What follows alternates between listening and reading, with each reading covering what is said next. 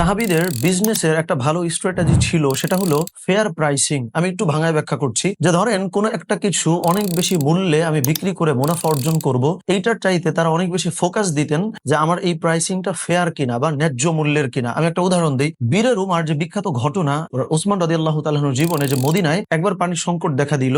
তখন যেটা হচ্ছিল, এই কূপটা একটা ইহুদির মালিকানায় ছিল। তো ইহুদি অনেক চড়া মূল্যে সবার কাছে পানি বিক্রি করতো, যার জন্য মদিনায় পানির সংকট দেখা গেছিল। ওই মুহূর্তে উসমান রাদিয়াল্লাহু তাআলা আনহুকে ওই ইহুদি অফার করছিল যে আমি তোমার কাছে এটা অনেক চড়া মূল্যে বিক্রি করি, যেহেতু তুমি ব্যবসা বাণিজ্য করো, এটাও তুমি অনেক বেশি মূল্যে বিক্রি করে ব্যবসা বাণিজ্যের জীবনে তুমি সাফল্য পাবা। তখন দেখেন উসমান রাদিয়াল্লাহু তাআলা আনহু কি করছিলেন, তিনি এইটা ওই ইহুদির কাছ থেকে প্রথমত তিনি ফেয়ার মূল্যে ক্রয় করছেন, দ্বিতীয়ত কোন কোন বর্ণনায় আছে যে এটা কেনার পরে উসমান রাদিয়াল্লাহু তাআলা আনহু সবার জন্য এটা ফ্রি করে দিয়েছিলেন। আবার কোন কোন বর্ণনায় আসছে যে ফেয়ার প্রাইসে তিনি এটা বিক্রি করতেন। সো এইটার মাধ্যমে কি হয়েছে আমি বলি, একজন ব্যবসায়িক জীবনের অনেক বড় সফলতা কিন্তু এইটা যে তার সোশ্যাল রিকগনিশন কতটুকু, সমাজে তার মর্যাদা কতটুকু। তো উসমান রাদিয়াল্লাহু তাআলা আনহু যখন সমাজ সেবামূলক এই কাজটা করলেন, যার দরুন তিনি কিন্তু তার ব্যবসা বাণিজ্যিক জীবনেও লাভবান হয়েছিলেন পরবর্তীকালে গিয়ে। সেই জন্য যখন আমরা একটা প্রোডাক্ট লঞ্চ করব, একটা সার্ভিস লঞ্চ করব, ওই জায়গাটাতে আমরা অনেক বেশি বিক্রি করে জাস্ট 1-2 মাস সেল করে চলে আসবো, এইটাতে ফোকাস না দিয়ে আমার প্রাইসটা ফেয়ার কিনা, আমি যেভাবে বিক্রি করছি আমার সমস্ত কিছু ঠিকঠাক কিনা, তাইলে লং